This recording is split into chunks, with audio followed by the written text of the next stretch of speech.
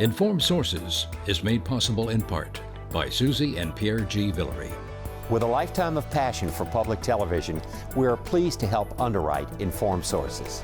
Please join us in supporting WYES TV.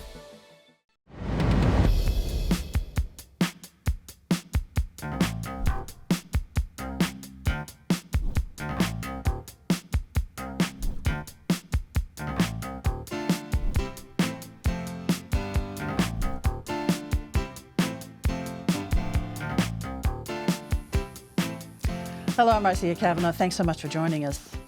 While all was quiet in the tropics this week, there were storms in New Orleans City Hall as Mayor Cantrell faced an effort to recall her, and as a consultant was hired to combat erosion in the police department. A year ago, this Labor Day, we were more likely hearing generators rather than refrigerators. We'll look at some of the issues created by the wrath of Hurricane Ida and at the science of two hurricanes that occurred at similar times, though 16 years apart. We'll also examine what to expect from tropical systems in the future. That and a look at the challenges of economic development in eastern New Orleans are on the map for tonight's Informed Sources. Errol Laborde, producer of Informed Sources.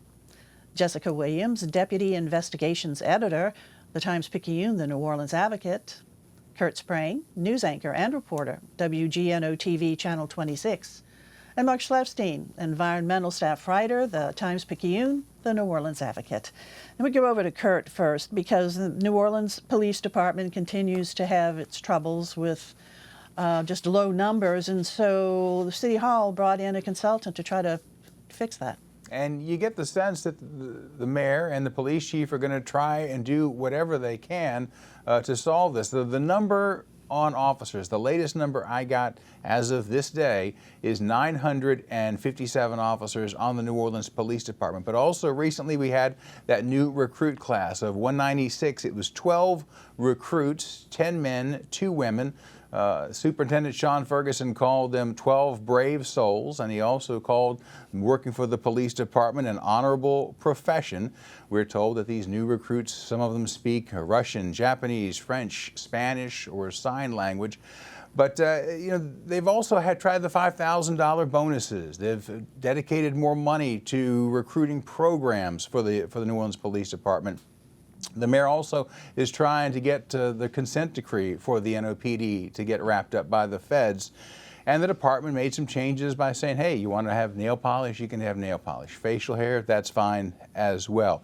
Well, now they've announced that they're bringing in a couple of former New York City police officers and chiefs to come in and do some work on a 10-day period. In fact, one former chief named Fausto Pichardo is going to stay for 6 months. And he will have the title of Consulting Chief of Operations, and we're told he is also going to train his replacement. He is going to look at everything from the retention of police officers, training, safety, and response times as well. So this reminds me a little bit of, maybe on a smaller version, of what Mark Morial did in the 90s when he brought in some fresh eyes to look at the department. Then it was a police chief in Richard Pennington, but also the out-of-town consultants as well. And keep in mind, the goal then was 1,700 officers at one point. Then I think when Mitch Lander was mayor, it was 1,600. Then they thought, well, maybe we go to 1,400.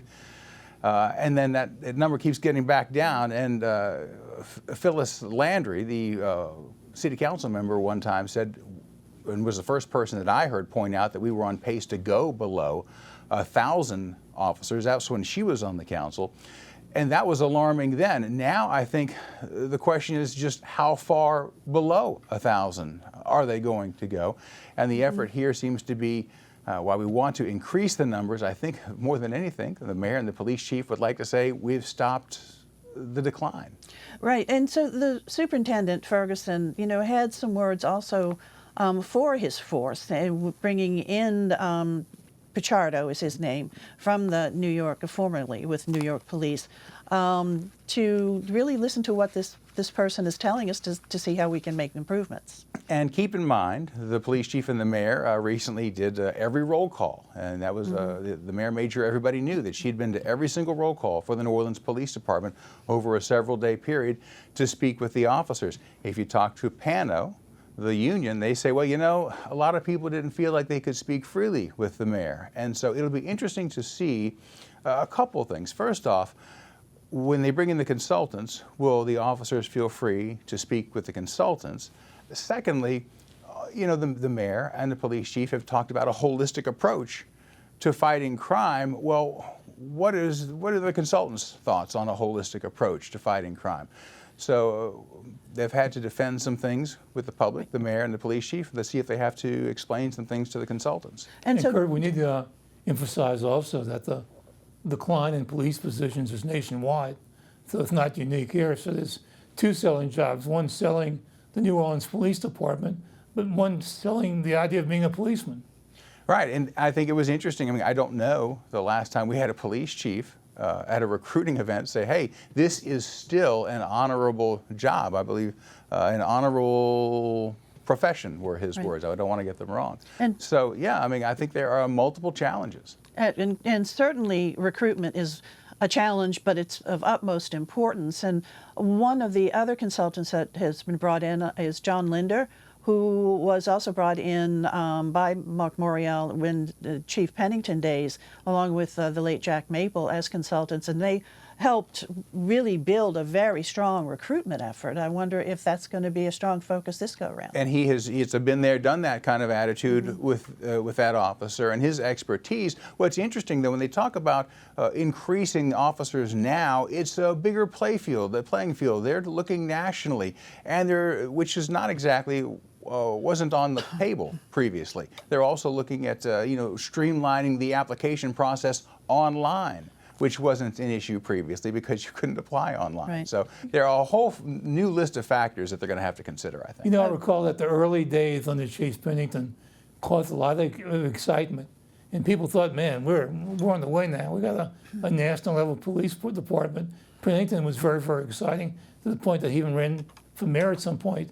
But then something happened. The luster went away, and I'm not sure why. Well, now the NOPD certainly does have his challenges, and when does Pichardo begin? Has he started already? He started this week. Okay. That was the letter that the superintendent sent to officers saying, we've hired this guy, he's going to be here for 6 months, he's on the job, and he speaks for me, essentially. Okay. All righty. All right, Kurt, thanks a lot. Jessica, let's go on over to you. You did a piece about businesses in New Orleans East, and something that was pretty encouraging about that. Yeah, you know, this is the third in our ongoing series about efforts to bring new investment to New Orleans East, which, as many of you know, is a part of the city that prior to Katrina had no shortage of dining, shopping, entertainment options.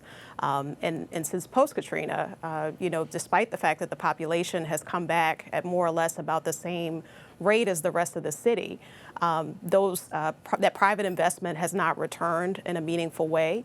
We've talked about the various reasons for why that is. But in this particular piece that we ran a couple of weeks ago, we really wanted to talk to residents of the area to get their perception about what has taken so long, what they're trying to do in the interim to really generate interest from some of these national restaurant chains. I spoke to a group of business owners who got together to form a letter writing campaign where they sent over 1,000 letters to Texas Roadhouse, the steak chain there's a location, I believe, in Harvey, to get them to come to New Orleans East.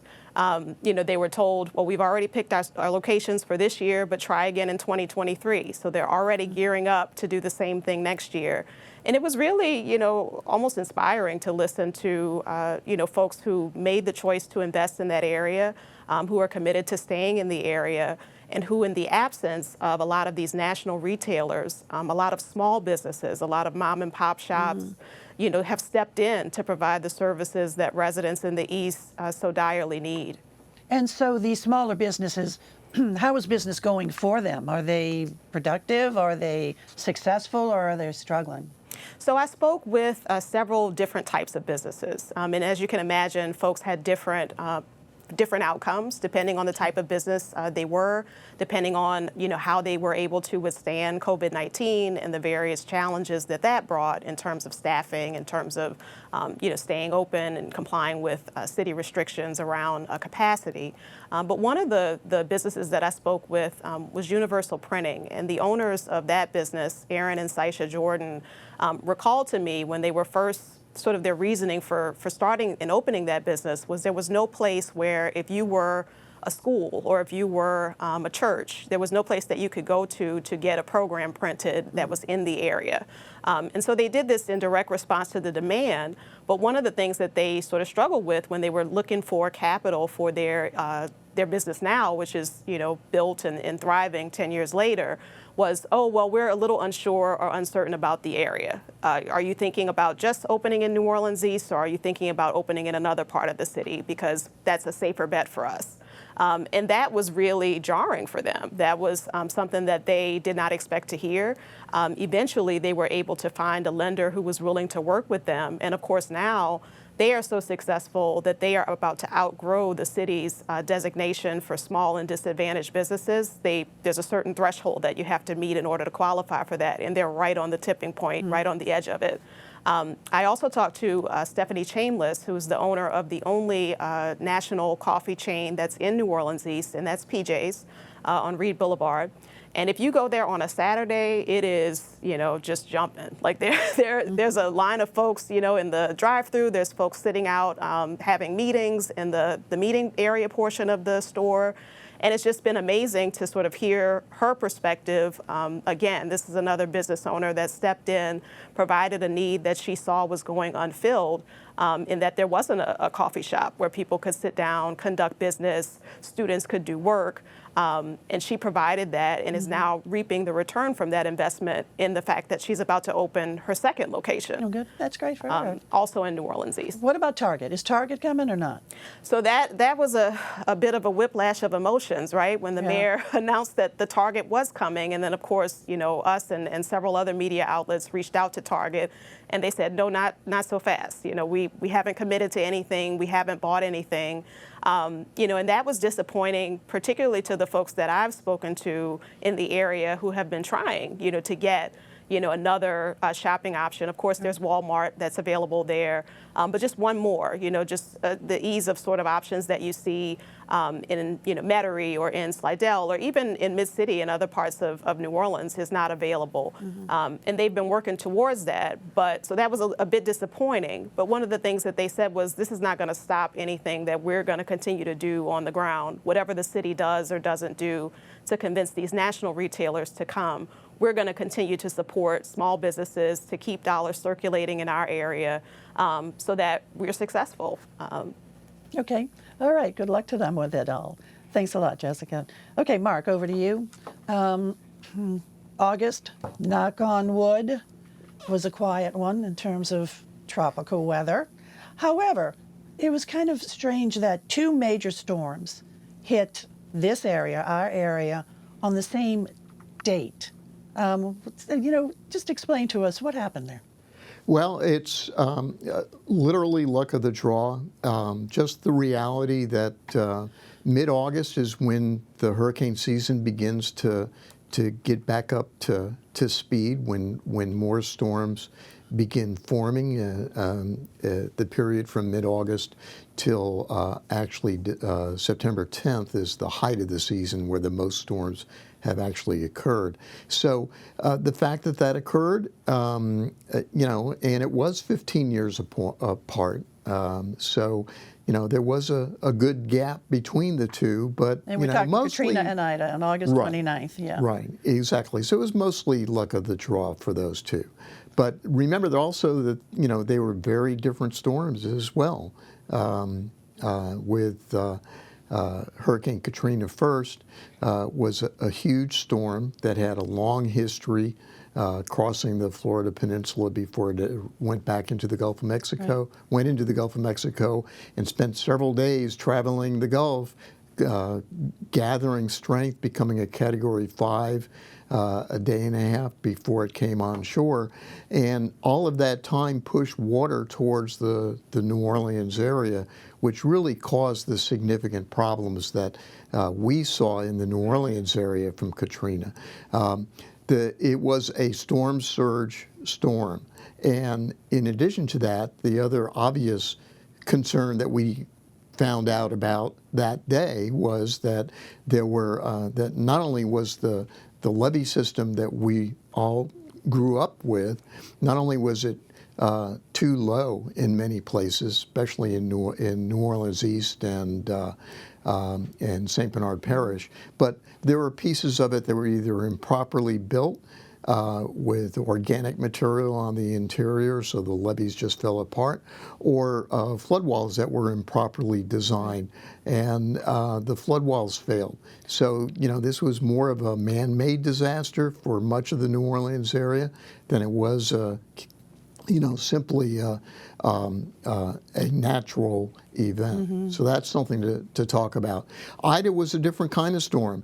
It did not spend as much time in the Gulf of Mexico before making landfall, so its storm surge was really limited to Grand Isle and John Lafitte, which were significantly damaged, but 8 to 9 feet of water as opposed to the Katrina, which had 18 feet of water on the east side of the levees. So that was one key problem. But the real important thing about Ida was that it was a Category 4 when it came ashore, and that's huge winds. And those winds really destroyed a heck of a lot, especially in parishes to the west of New Orleans and in Kenner. Where the storm's eye was right on the edge of Kenner and caused real problems. Right, and it's certainly something that all of us, and there were so many of us here because we hadn't evacuated for that one, as we did for Katrina, and we remember those winds. Those winds were fierce. Right. Definitely, a tough one to sit through, and it lasted for a while, too. That storm did not move too fast. Right, and the other problem with Ida for Laplace, for the Laplace area, was that it was a storm surge storm for that. Surge did come out of Lake Pontchartrain and Lake Maurepas and go up into that area where there is no levee yet. The levee is just now under construction. Yeah. But in addition to that, that area got 17 inches of rain at the same time. So you had a double whammy of rainfall, flooding, and storm surge happening at the same time that caused significant damage. Both on August 29th, too. I think we all really gave a big exhale when August 29th passed this year. E, you wanted to talk a bit about Ida issues. What came out of Hurricane Ida? Well, a couple of things came out of Ida. One, when it came, as it was approaching, I think what everybody was wondering about, because they're thinking about Katrina, is would the levees withhold us? How would the levees do? And everybody was watching, and it seemed like good news. The levees were holding up, so it seemed like it was okay. We weren't thinking so much about the power lines and the power towers. And then if you remember that night, I think it was a Saturday night, when all of a sudden those towers collapsed and landed in the river. And the people who were covering that night really weren't sure what that meant. I mean, there were predictions that it might be 6 to 8 months before you get the power up in New Orleans, which would, of course, kill the city. And so we went from worrying about the levee to worrying about the power, and the power really became the issue the next day. And a lot of people in the power companies had a lot of educating themselves to do the next day, because there was just a lot of confusion about what happened and what it meant. So I think that was a major issue that came out. But the other thing was the nursing homes. And every time there's a hurricane, there's always an issue taking care of the poor and the elderly and what the nursing home's going to do. But we really saw some bad things this time. I mean, some individually owned nursing home complexes and just awful, awful scenes of what was going on there. And, things are happening now, legal things are happening, but you just got to hoping that, with the future, that a lot of this is fixed. Right, and certainly a look at rules and regs for nursing homes, but also senior living centers, and Sure. having somebody, on premises during the course of a storm and management. Okay, guys, thanks a lot. Let's now go on back over to Kurt. And the other big thing happening out of New Orleans, out of the City Hall arena, is a recall effort for the mayor. We mentioned it on this program last week, in fact, that the recall effort had been launched last Friday. Since then, organizers have had a few signing events. There was one on Magazine Street, one in Lakeview. There's one coming up this weekend. I believe it is in Algiers. Organizers have 180 days to get about 53,000 signatures, maybe in the mid-50s. It's based on the number of registered voters. And they're going to, they may need almost all 6 months of that if they can reach it. They're getting about 1,000 to maybe 2,000 per event, and this is probably at the height of when people are going to be ready to come forward with it. The mayor is responding to it. Her response was a written response. She says this is an effort to discredit the first black female woman mayor in New Orleans. And she also says that it is a Republican-backed maneuver and didn't have any evidence to support that. She's been making a lot of public appearances. In fact, she has scolded the media previously, a few weeks ago, for not covering some of the positive public appearances that she makes. So, well, guess what? This week, after the recall was launched, we were there, and her team was there, and they greeted reporters with outstretched arms, but it wasn't to embrace us. It was to create a perimeter for the mayor to be able to leave without having to speak with us on camera about what's happening and about the recall and how she thinks it's going and her response to it. Keep in mind the last big recall in our area. There was one for John Bell Edwards after the COVID restrictions. That never really stood a chance. But there was one here for Mike Yenny, you may recall, about 5 years ago. And it did not succeed. It also had a great deal of momentum out of the gate, but it kind of fizzled at the end. After that, State Representative Paul Hollis ushered some legislation through Baton Rouge that reduced the requirement from 30%. These have to be, by the way, these have to be handwritten signatures. You can't do it online. To reduce it from 30% of registered voters to 20% of registered voters. So it'll be interesting to see, and I was listening to WWO radio the other day, and you're starting to see some people, constituents, come out and support the mayor a little bit as well. It'll be interesting to see if this has a great deal of momentum. I'm not discounting that at all. I'm saying you might see more people come out and defend the mayor in the weeks and even months ahead. The really key thing, most states, not all states, have some sort of recall provisions. And this is up to the states to write those rules. And some states, like California, is very liberal with recall. And depending on what the office is and the registration, like you can get a recall petition approved, like around with 12% and get it on the ballot, 12 to 20%. And we've seen that. We saw it with Gavin Newsom earlier in the year in the governor's election. And in his case, and usually once you get on the ballot, that means you're out of there. But in Newsom's case, he survived it and was not taken out. A few years ago, there was a guy named Gray Davis who was governor, and he was taken out. And so I think most often when someone is on the ballot, they're taken out. But the really key is the whole signature part. It's really tough to do. And the laws in Louisiana are hard to do too. And usually you have this initial wave of enthusiasm, and then over time it wears out. And it could be counterproductive too, also for proponents, because when it fails to get on the ballot, then the person who they're going after can say, hey, look, here's proof that my people really love me after all. So once you get these things started, you got to be organized, you got to have money, and you got to be willing to go after it. And it's just in its beginning phases right now too, but certainly nobody says it's an easy thing that can be done. Getting over 50,000 signatures isn't easy, and they all need to be verified too. I do want to mention that in 2013, there was a recall effort for the mayor of Port Allen by Baton Rouge. Her name is Dee Dee Slaughter. And just all kind of things, misappropriation of money, a little bit of racial overtone, just all kind of things. And she was taken out of office. And after that, she announced that she was going to run for the position when it became up because now it was vacated. And so she ran for the position. She'd just been removed from and was defeated there. But that prompted the legislature to pass a law that if you're put out of office by recall, you can't go back and run again. Okay. All righty, E. Thanks a lot. Thanks a lot, Kurt. And Mark, we're going to go over to you for our very quick wrap-up. We just talked about storms that happen to us, but future storms, what should we expect? Well, there's a lot of science that's been going on about what the effects are of climate change. And so far, there's no indication that climate change is causing more hurricanes. And in fact, it may actually result in fewer hurricanes over time. However, what it does do is that it results in storms.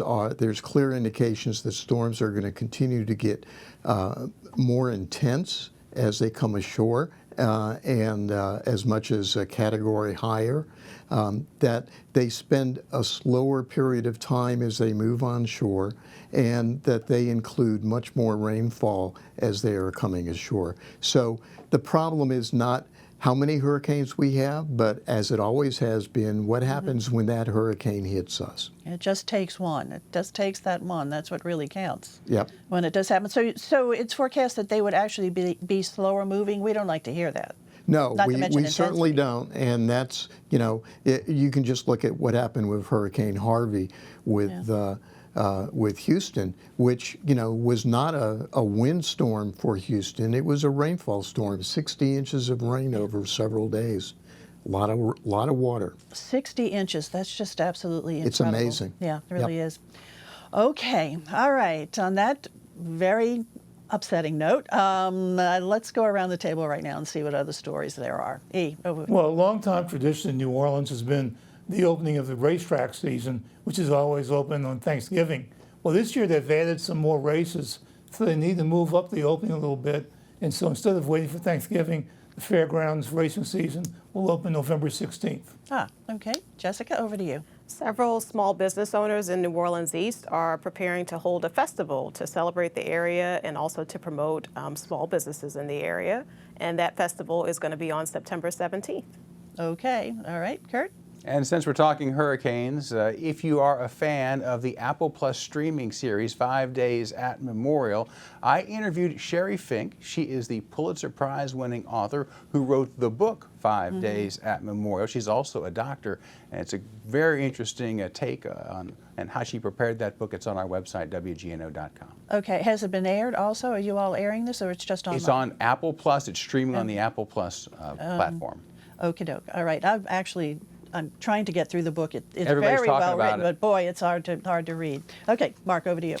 So the EPA has announced that 15 states have not properly put regulation into effect for a number of plants that release nitrogen oxides and sulfur dioxide into areas where those emissions actually cause problems for people to take advantage of viewing. It's basically a smog problem. And Louisiana is one of those states, and EPA is going to write their own rules if Louisiana does not come up with its own rules before EPA is finished. All right, guys. All right. Thanks so much for being here, and thank you all for joining us. We'll see you again next week for Informed Sources. Have a good evening.